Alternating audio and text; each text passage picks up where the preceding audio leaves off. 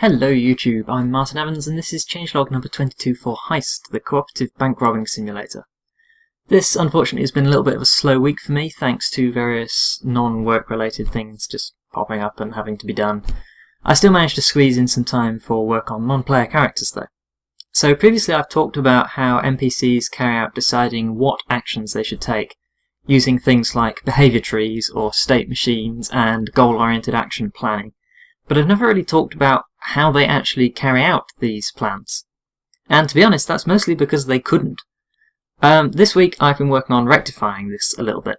So this really involves two things. You need an input to the planning system. You've got to sense what's in the world.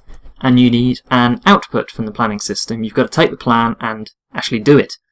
So the first part of this is building eyes and ears for the NPCs. The character in the middle of this map has a vision cone projecting out from her, and she's programmed to slowly turn towards other characters when she detects them. Now this is actually a bit more difficult than it seems for a couple of reasons.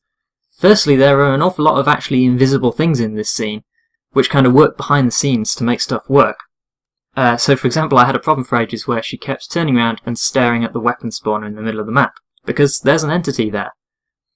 So the eyes have to filter out entities which aren't interesting to the NPC, that's pretty obvious. Secondly, the eyes are just a frustrum, which means that if you're standing behind a wall, but you are in her cone of view, well, she can see you. So I've had to do a frustum test and then actually do a ray test into the world to test if you can actually see this entity, or if they're obscured behind something. And you can see as I'm moving around here, as I move behind this pillar, she just sort of stares where I last was, and then as I move out from the pillar, she snaps over to looking at me. Now the second thing I mentioned was acting out plans, sort of the outputs from the planning system. A big part of this is making sure that NPCs can use tools, such as guns, just like players can. Now I haven't quite got a demo of this done, but I'm very close to this. But when this is done, my demo lady here should be able to turn around, look at things, and then shoot them.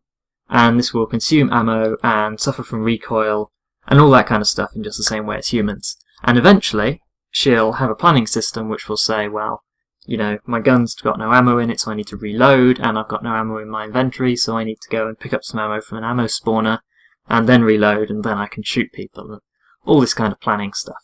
So that's it for this week. If you'd like to keep up with the latest news on the project, you can follow me on Twitter as Martin D. Evans. You can follow my development blog at martindevans.me, or of course you can subscribe to this YouTube channel. Thanks for watching.